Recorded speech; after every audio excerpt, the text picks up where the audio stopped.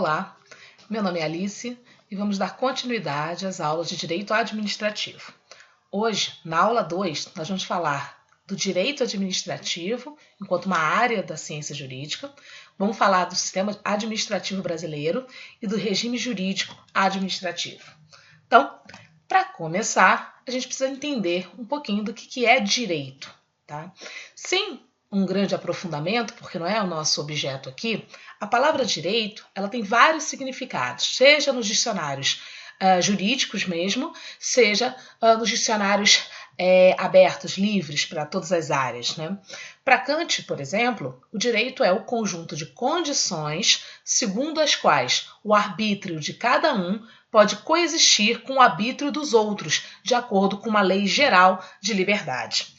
Esse é um conceito dentro da teoria kantiana, né, que merece um estudo em outro momento para vocês, que foca a ideia de direito a partir de uma lei geral de liberdade, mas que vai coexistir com o arbítrio de cada indivíduo destinatário dessa lei. Direito ainda pode ser associado a outros significados. Conjunto de normas jurídicas vigentes em um país, é o que a gente chama de direito objetivo, quer dizer, é um conjunto de leis, decretos, medidas provisórias, lei em sentido amplo, né? Característica daquilo que é íntegro, honrado, aí temos um significado um pouco mais distante da ciência jurídica, mas que tem a ver com a ciência jurídica, quer dizer, se eu me comporto de acordo com a lei, com o direito, eu estou me comportando de forma correta, íntegra, né? E aquilo que é justo ou reto, conforme a própria lei. Bom, o direito, como um todo, ele se divide em duas grandes áreas tradicionalmente. Nós temos a grande área do direito público e a grande área do direito privado. Antes que a gente continue, é importante frisar que essa distinção, direito público e privado, ela é muito discutida. Inclusive, há uma forte corrente defendendo que ela não faz mais sentido tendo em vista a publicização do direito privado. Mas ainda assim, todos os livros mencionam, muitas vezes isso é cobrado em prova, então vale aqui comentar um pouquinho sobre essa diferença. Bom, o direito público, ele tem características diversas do direito privado e essas características são elas que farão com que uma determinada sub-área se enquadre no direito público ou não. Por definição, área do direito que se compõe de normas que regulam as relações entre o Estado e outros Estados, bem como o Estado e a sociedade. Volta-se à defesa do interesse coletivo e predominam as normas inafastáveis por vontade das partes. Nós temos aqui algumas características do direito público. Em introdução ao estudo do direito, normalmente você estuda essas características com mais profundidade, inclusive estuda outras características. Mas vamos entender essas aqui. Bom, quando eu falo da relação do Estado com outros Estados, eu estou me referindo principalmente ao direito internacional, que é uma sub-área do direito público. Quando eu me refiro à relação entre o Estado e a sociedade como um todo, ou o Estado e os indivíduos, eu estou me referindo a outras áreas de direito interno, ok? Então, por exemplo, o direito constitucional está dentro do direito público, o direito tributário está dentro do direito público, o direito penal, o direito processual, o direito ambiental e o direito administrativo.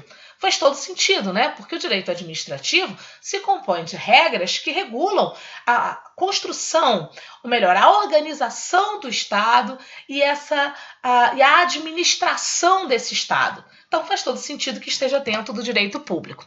Agora, vale comentar também o que é direito privado, né? O direito privado, ele se compõe de normas que regulam as relações privadas, as relações entre particulares, entre pessoas físicas ou entre pessoas jurídicas ou entre físicas e jurídicas, mas nessa esfera particular privada. Nessa área predominam a ideia de liberdade e a ideia de igualdade entre as partes envolvidas. As duas grandes áreas do direito privado são o direito civil e o direito empresarial, tá? Chamado antigamente de direito comercial. São as duas grandes áreas do direito privado. Eu tenho, então, no direito público, uma relação verticalizada, de subordinação, enquanto no direito privado eu tenho uma relação de coordenação horizontalizada. Essas são as diferenças clássicas, ok? Repetindo o que eu falei agora há pouco. essa distinção entre direito público e direito privado ela é muito discutida e há quem defenda fortemente que ela não faz mais sentido, tá? Em razão de nós termos, especialmente no direito privado, uma grande influência dessa forma de pensar o direito público. Então, por exemplo, nós temos tradicionalmente no direito público normas inafastáveis por vontade das partes. E no direito privado, normas que podem ser afastadas por vontade das partes. O que isso quer dizer? Norma inafastável ou inderrogável é aquela regra prevista na lei que tem que ser daquele jeito, quer dizer, as partes não podem combinar de forma diferente. Já no direito privado, por esse entendimento tradicional, predominam as normas afastáveis, ou seja, derrogáveis. As partes têm acesso à lei, podem ver o que prevê a lei, mas podem combinar diferente. Como o direito privado tem sofrido uma influência cada vez maior do direito público, que a gente chama isso de publicização do direito privado, nós temos visto no direito privado normas que não podem ser afastadas por vontade das partes, quer dizer, normas que se impõem às partes e com mais frequência, beleza? Bom, mas onde está o direito administrativo então? O direito administrativo está integrado ao direito público e pode ser definido como o conjunto de normas jurídicas de direito público que disciplinam a atividade administrativa pública necessária à realização dos direitos fundamentais e à organização e o funcionamento das estruturas estatais e não estatais encarregadas de seu desempenho. Então, o direito administrativo, ele busca identificar atos ou situações regulamentadas pelas normas que compõem o direito público, abrangendo as relações internas à administração. Lembra lá da administração pública introversa? Pois é. Então, relações entre os órgãos e entidades administrativas, uns com os outros, e entre a administração e seus agentes. As relações entre a administração e os administrados, regidas pelo direito público ou pelo direito privado, a gente vê isso com mais detalhamento para frente, tá? As atividades da administração pública em sentido material, exercidas por particulares sob regime do direito público. Então, esse também é um grande conceito de direito administrativo, beleza? Bom, o direito administrativo no Brasil é não contencioso. Vou explicar isso melhor daqui a pouco, lá quando virmos sistemas. Fontes do direito administrativo. O que são as fontes? Fontes são as origens, o nascedouro das normas que compõem o direito administrativo. São elas assim referidas tradicionalmente: a lei, a doutrina, a jurisprudência, os costumes e também temos alguma referência aos tratados e acordos internacionais. Vamos falar dessas fontes uma por uma. A lei. A lei aqui, nós estamos usando essa palavra, lei, no sentido amplo, tá? Abrangendo todas as normas emanadas do Estado. E nós consideramos a lei como fonte primária do direito administrativo. Alguns chamam também de fonte principal do direito administrativo. Na nossa próxima aula, nós vamos falar dos princípios administrativos, com foco especialmente lá no artigo 37 da Constituição. E, dentre eles, nós temos o princípio da legalidade administrativa. Significa dizer que a administração pública somente pode fazer o que a lei autorizar ou determinar. Não atua no vácuo da lei, tá? Não atua no espaço que a lei eventualmente deixar. Na verdade, a administração pública, através dos seus agentes, dos seus órgãos, só pode fazer aquilo que a lei diz que pode. Então, perceba a importância que a lei, no sentido amplo da palavra, tem para o direito administrativo. Mas não é a única fonte, né? A doutrina é também uma fonte, mas uma fonte secundária. Por quê? O que é a doutrina?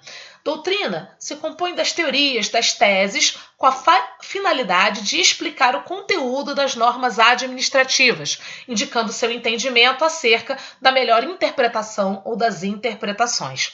Então, quando nós nos referimos a Maria Zanella de Pietro, que é uma autora em direito administrativo muito consagrada, muito referida, nós estamos falando da doutrina, quer dizer, dos livros, dos escritos dessa autora, dentre outros tantos autores, obviamente, né? Eli Lopes Meireles também, por exemplo.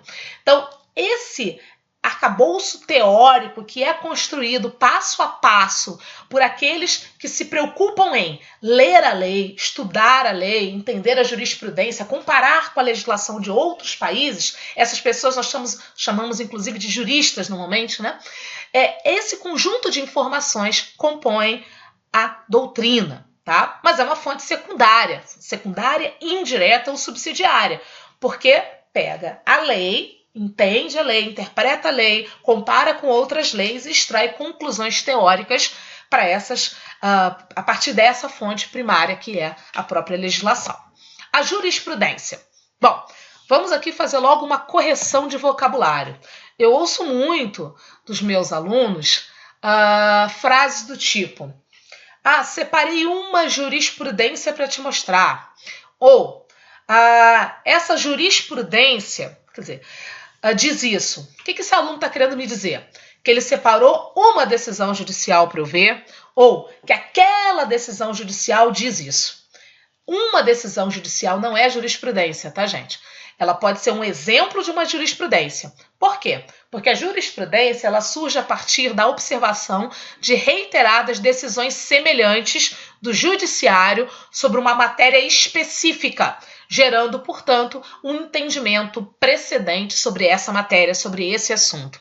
Então, quando nós temos no STF um entendimento reiterado, nós temos a jurisprudência do STF sobre aquele assunto, ou do STJ, do TST, ou pode ser do TJ daqui, por exemplo, TJDFT, tá? Ou pode ser nacional, né? Você faz uma pesquisa, ou o autor faz por você e você lê lá naquele livro, que o entendimento sobre aquele assunto tem sido tal. Tem se entendido, por exemplo, que o companheiro deve ter os mesmos direitos das pessoas que são casadas, né, dos cônjuges. Isso é um entendimento que você pode ter extraído a partir da leitura da jurisprudência, beleza? É também uma fonte secundária, indireta ou subsidiária do direito administrativo. A jurisprudência, como regra, não vincula nem a administração pública, nem o próprio judiciário. Dizemos assim, como regra, porque nós temos exceções, tá? No Código de Processo Civil Novo, isso fica muito claro, ok? Quando vocês forem estudar direito processual, vocês vão perceber que há uma influência cada vez maior da jurisprudência. Mas a ideia básica continua sendo que a jurisprudência não vincula, ok? Então, mesmo que eu tenha várias decisões de magistrados num determinado sentido, não significa que eu, juíza, né, preciso decidir do mesmo jeito, ou que a administração pública tenha que agir daquela forma que os tribunais têm entendido. Porque a fonte primária, lembrando sempre, é a lei. Aí a administração pública tem que obedecer. Beleza? Bom, costumes. Os costumes são sempre referidos como fontes em várias áreas do direito, não é só no direito administrativo, não. No direito administrativo, são fontes não organizadas ou não escritas, tá? Que, em decorrência das lacunas da legislação, poderão ser utilizadas para a elaboração de novas normas ou jurisprudência. Beleza? Também é uma fonte secundária, indireta ou subsidiária. Não é tão comum você encontrar o costume como fonte na prática, mas pode ser. O costume é uma prática reiterada, aceita pela sociedade como um todo, tá?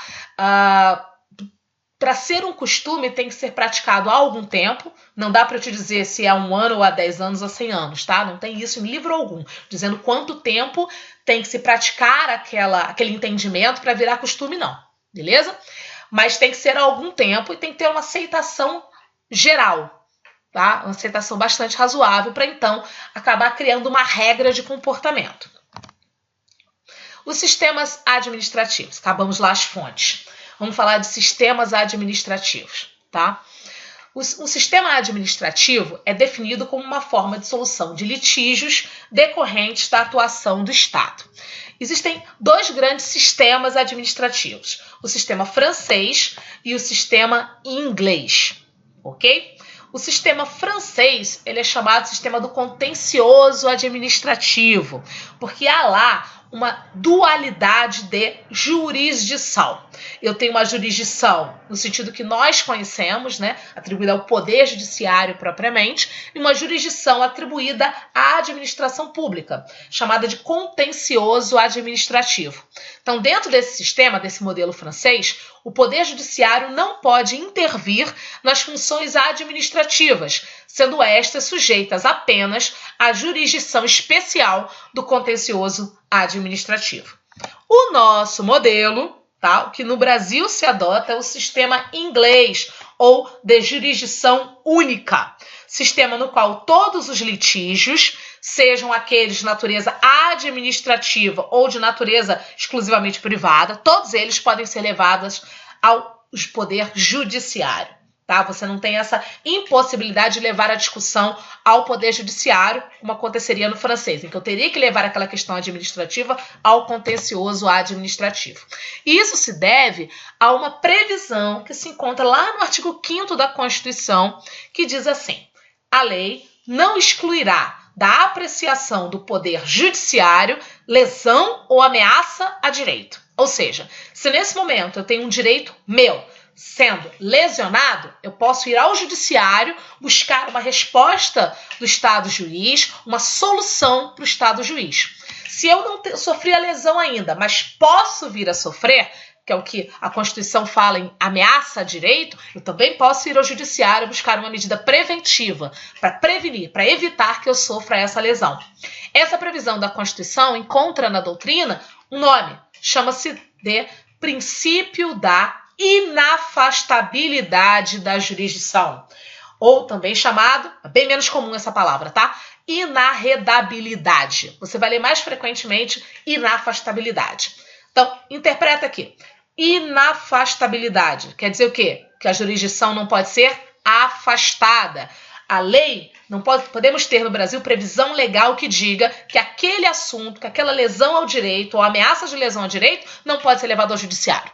Ok? Esse princípio informa que nós aqui adotamos, portanto, o sistema inglês. O sistema inglês adotado no Brasil não impossibilita a capacidade da administração de resolver seus próprios litígios. Isso é bom que se comente, tá? Por quê? Por exemplo, vamos lá, um exemplo fácil de ser entendido. Você recebeu aquela notificação de multa. Você pode discutir junto ao Detran essa multa? Pode deflagrar um procedimento administrativo para dizer, olha, eu não estava nesse local, não tinha sinalização, não era eu dirigindo, era outra pessoa? Pode. Preciso ir direto ao judiciário? Não. Há várias situações em que eu vou à administração pública discutir aquilo que eu estou considerando naquele momento como uma lesão a um direito meu, ou uma ameaça de lesão a um direito meu. Ok? Posso deflagrar vários procedimentos administrativos e, detalhe, pode acontecer, e acontece, de eu nem precisar ir ao judiciário. Eu resolver na esfera administrativa aquela questão. Por exemplo, a multa ser excluída. Ok? Então, o fato do Brasil adotar o sistema inglês, o fato da Constituição Federal prever o princípio da inafastabilidade, não quer dizer que a administração pública não tenha a previsão de deflagrar, né, de conduzir procedimentos administrativos para discutir internamente possíveis litígios ou da administração com o próprio cidadão. Beleza? Então, de novo, o sistema inglês adotado pelo Brasil não impossibilita a capacidade da administração de resolver litígios de natureza administrativa. E também, gente, não impossibilita a administração de controlar a legalidade e a legitimidade de seus próprios atos. Quando nós falarmos de ato administrativo, isso vai ficar mais claro. A administração controla os próprios atos, podendo revogá-los ou até anulá-los em certas situações, sem precisar ir ao judiciário para isso. Beleza?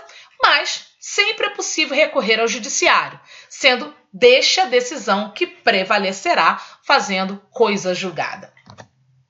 O que é coisa julgada? É quando eu dou entrada de um processo, tem uma sentença, eu recorro, o tribunal decide aquele recurso e agora não cabem mais recursos. Nós temos então a chamada coisa julgada, a decisão não pode mais ser modificada. A grosso modo é isso, beleza? Bom, Um outro ponto importante. Ressalte-se ainda que não existe a necessidade de se esgotar ou nem mesmo iniciar a solução na via administrativa para acionar o judiciário. Essa é a regra, viu? E daí, 2 minutinhos, eu já vou mostrar algumas exceções. Essa é a regra. Eu tenho um conflito com a administração pública, em qualquer das suas esferas, tá bom? A federal, estadual, distrital ou municipal. Eu não preciso necessariamente iniciar um procedimento administrativo, protocolar aí uma petição, uma reclamação junto ao órgão administrativo. Não, eu posso ir direto ao Poder Judiciário, propor uma ação contra a administração pública, quer dizer, a União, o Estado, o município, o Distrito Federal, ou uma autarquia, ou uma fundação, etc., para discutir junto ao Poder Judiciário aquele litígio. Essa é a regra. Então, eu posso ir direto ao Judiciário sem passar pela esfera administrativa, perdão. Mas temos, claro, algumas exceções, tá? Casos em que se entende ou há previsão legal que determina que primeiro eu tenho que ir ao a administração pública discutir aquela questão para depois ir ao Poder Judiciário. Vamos lá. Só para passar aqui por esse trecho. As decisões dos órgãos administrativos, de forma geral, não têm caráter conclusivo perante o Poder Judiciário, podendo ser revistas na via judicial. Porém, em algumas situações, o exaurimento, ou seja, eu segui todo o trâmite administrativo, isso quer dizer exaurimento, ou a utilização inicial da via administrativa é condição para acesso ao Poder Judiciário. Que situações são essas? Casos envolvendo a justiça desportiva. Embora se chame justiça desportiva, ela é um tribunal administrativo, ok? Ela se compõe de órgãos administrativos, beleza? Não faz parte do Poder Judiciário. Então, se eu tenho uma demanda, sou um time que não gostei, que entendo que foi indevida uma punição aplicada pela... Oh, meu Deus, esqueci o nome agora. Pela entidade de futebol no Brasil. Eu não posso ir direto ao judiciário. Primeiro eu vou para a justiça desportiva, ok? Outra exceção. O ato administrativo ou omissão da administração pública que contrarie súmula vinculante só pode ser alvo de reclamação ao STF depois de esgotadas as vias administrativas. Aqui precisa de um pouquinho de explicação. Súmula vinculante é uma súmula editada pelo STF, Supremo Tribunal Federal. Vou até corrigir aqui no slide, tá? Superior, né? Supremo Tribunal Federal, pelo Supremo, a nossa Corte Maior de Justiça. Existem as súmulas vinculantes, tá? A súmula vinculante, ela tem peso de lei. O que é a súmula? A súmula tem um texto que resume um entendimento consolidado pelo STF. Ou seja, depois que o STF apreciou vários processos na mesma situação, depois que o STF entendeu da mesma forma em várias situações, o próprio tribunal pode entender que está na hora de editar uma súmula e dar publicidade a ela. Quer dizer, edita a súmula e publica para todo mundo conhecer, ok? Ela é vinculante quando ela passa por um procedimento especial de criação, que lá no direito constitucional você aprende com bastante detalhe, tá? O que você precisa saber agora é isso. Passa por um procedimento especial de criação e passa a obrigar todas as pessoas, numa forma bastante parecida, se não igual, né, à de uma lei. Beleza? Então, vamos lá. O ato administrativo ou uma omissão da administração pública que seja contra uma súmula vinculante, tá? Você só pode reclamar desse ato administrativo ou omissão junto ao STF depois que você esgotar a via administrativa. Ou seja, a administração pública realiza um ato administrativo. Você é o alvo desse ato. Sabe que esse ato está contrário a uma súmula vinculante que você conhece. Você não pode ir direto ao judiciário. Você tem que iniciar um procedimento administrativo. Se a administração pública não mudar de ideia, se ela não anular ou revogar esse ato, aí sim, Depois que você exauriu as instâncias administrativas, aí você pode ir ao STF reclamar que esse ato administrativo é contrário a uma súmula vinculante que o próprio STF criou em algum momento. O interesse de agir no habeas data exige, para sua caracterização, o anterior indeferimento do pedido de informação de dados pessoais ou da omissão em atendê-lo. Exige-se a necessidade de ter ocorrido uma negativa ou omissão da via administrativa, para que em seguida obtenha-se o acesso ao Poder Judiciário. Habeas data é um remédio constitucional, é uma ação, tá? Que serve para você obter uma determinada informação, um dado ou a retificação dele. Só que você não pode propor essa ação diretamente ao judiciário, assim, de cara. Por quê? Porque para que você use o habeas data, tá? Pressupõe-se que a administração pública, que é aquele órgão que guarda essa informação que você quer, negou para você essa informação. Ok? Ou se omitiu. Você pediu, passou o prazo legal, mas já tem 6 meses que você pediu aquela informação, não te deram. Aí você pode manejar, pode propor o habeas data. Ok? Por quê? Porque o habeas data é para te proteger diante dessa negativa ou dessa omissão. Se não tem a negativa e não tem a omissão, não teria razão para usar o habeas data. Por isso tem que primeiro ir à esfera administrativa. O mandado de segurança não é cabível quando é possível impetrar recurso administrativo com efeito suspensivo, independentemente de caução. Mandado de segurança é um outro remédio constitucional para defender, para proteger direito líquido e certo. Você propõe essa ação para isso, para proteger, defender direito líquido e certo. O que a Lei 12.016 está dizendo para a gente é que você não pode dar entrada do mandado de segurança quando, na esfera administrativa, dentro de um processo administrativo, você pode entrar com recurso com efeito suspensivo. Ou seja, um recurso que vai impedir que aquele ato que lhe ofende, que lhe fere um direito líquido e certo, tenha os seus efeitos. Ok?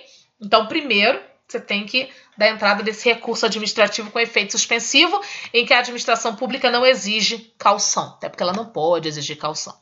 Vamos lá. O STF, em regra, exige o prévio requerimento administrativo para ficar caracterizado o interesse de agir em ações judiciais contra o INSS relativas à concessão de benefícios previdenciários. O que isso quer dizer?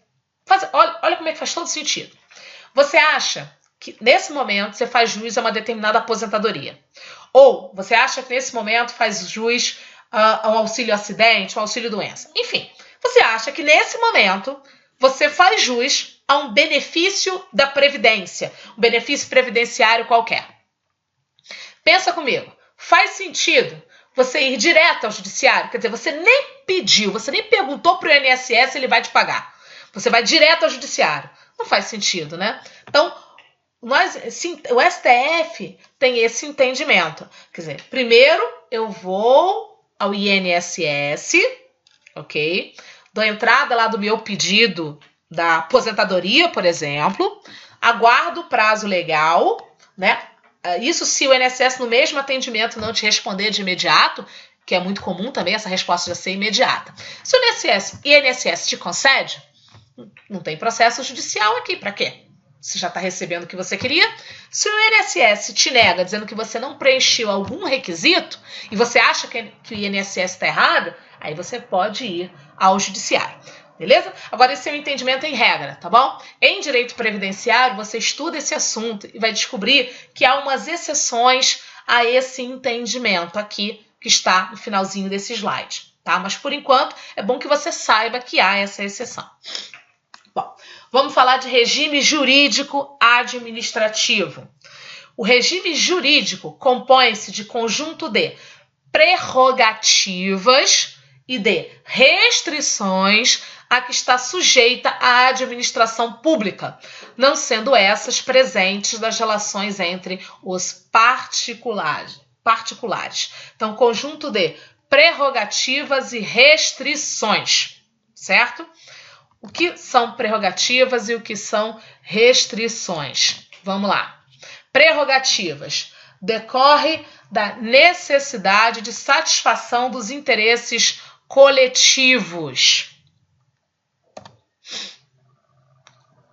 Restrições servem para proteger os direitos individuais frente ao Estado. Então, o Estado, a administração pública, tem prerrogativas, tem, vamos chamar assim, tá? Vantagens que um particular não tem para facilitar o alcance dos interesses coletivos. Mas, ao mesmo tempo, a administração pública tem restrições para não se comportar de uma forma absolutista perante o cidadão, perante o indivíduo, para proteger os direitos que cada indivíduo tem perante o Estado. Então, o regime jurídico administrativo do Brasil, ele se assenta sobre dois princípios básicos. O princípio da supremacia do interesse público sobre o privado e o princípio da indisponibilidade do interesse público. O que isso quer dizer? Vamos lá. Supremacia do interesse público sobre o privado. A administração pública vai, diante daquelas prerrogativas e privilégios que a lei confere a ela, vai procurar salvaguardar, alcançar, proteger o interesse público acima do interesse privado, ok? É o que promove o que a gente chama de verticalização ou subordinação das relações entre a administração e o particular, enquanto na relação entre os particulares nós temos uma relação de coordenação, porque, pelo menos teoricamente, a gente volta lá para aquela distinção entre direito público e direito privado, entre os particulares nós temos aqui uma igualdade, então eles estão no mesmo patamar, na mesmo degrau, mas numa relação entre o particular e a administração pública e o Estado, aí nós temos o Estado acima do particular para proteger esse interesse público. Exemplos dessa supremacia: exercício do poder de polícia, o poder de modificar unilateralmente os contratos, a possibilidade de intervenção na propriedade privada, como o caso, as situações em que se pode desapropriar a propriedade privada, o poder de aplicar sanções administrativas como a multa de trânsito, etc. Já a indisponibilidade do interesse público significa dizer que a própria administração ou as pessoas que atuam em nome da administração, quer dizer, os agentes, os órgãos, não podem fazer com esse tal interesse público o que bem quiserem. Ok? Esse interesse público não é disponível. Dispor, gente, quer dizer fazer o que quiser, tá? Não é. É o contrário. O interesse público é indisponível. Aqui nós temos relação com as tais restrições impostas à administração. Os bens e interesses públicos não pertencem à administração ou aos seus agentes, ou a seus agentes. A administração pública tem o dever de gerir esse interesse público, conservar esses bens e interesses públicos, velar por eles em prol da coletividade. A atuação da administração necessita de lei que autorize ou determine a sua atuação considerando os limites estipulados por essa própria lei. Por quê? Para que o governo, para que um governante específico, um funcionário público específico, um órgão, um tribunal, não decida atuar de uma forma que ele ou ela entende devido, ainda com a melhor das intenções, mas que não está previsto na lei. Por quê? Porque a lei está acima, o princípio da supremacia da lei, tá, gente? Está acima de todos, inclusive acima do Estado, inclusive acima da administração pública. Senão você teria, vamos chamar assim, um excesso de liberdade, que seria muito perigoso. Imagina, um exemplo que eu gosto de usar em sala.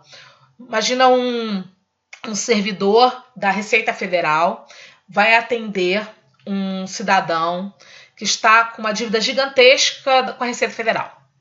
E aí esse cidadão chega, muito humilde, honesto, sincero, dizendo, mostra todas as suas contas, mostra que ele não tem como pagar, que ele está devendo aluguel, etc, etc. Aí o servidor se compadece e, com a melhor das intenções, lança lá no sistema uma isenção, uma imunidade. Por quê? Porque se compadece daquele cidadão. Imagina se todo mundo pudesse fazer isso. Nós poderíamos ter um problema sério, né, de falta de receita, se todas as pessoas que devem fossem perdoadas. A menos que exista na lei uma hipótese de imunidade aplicável àquele cidadão que não foi aplicada, uma hipótese de isenção, uma hipótese de renegociação ou negociação dessa dívida. Aí o servidor pode, com base na lei, negociar a dívida da melhor forma possível para o cidadão, mas não pode fazer isso sem que tenha essa previsão, porque o interesse público em arrecadar não é dele, desse servidor, é da administração, é da coletividade. E ele e a administração pública como um todo têm o dever de proteger esse interesse público. Ok? Bom, temos aqui, como sempre, no finalzinho do slide, um mapa mental, um quadro resumitivo, para dar uma olhadinha, copiar, tirar uma foto, printar a tela, simplificando tudo aquilo que foi explicado até aqui. Vamos, até a próxima. Agradeço novamente. Espero que tenha sido útil. Em breve teremos a aula número 3. Tá? Você encontra a referência no blog, que tem esse mesmo nome, do direitoaeducação.blogspot.com.br, e no nosso canal no YouTube do mesmo nome.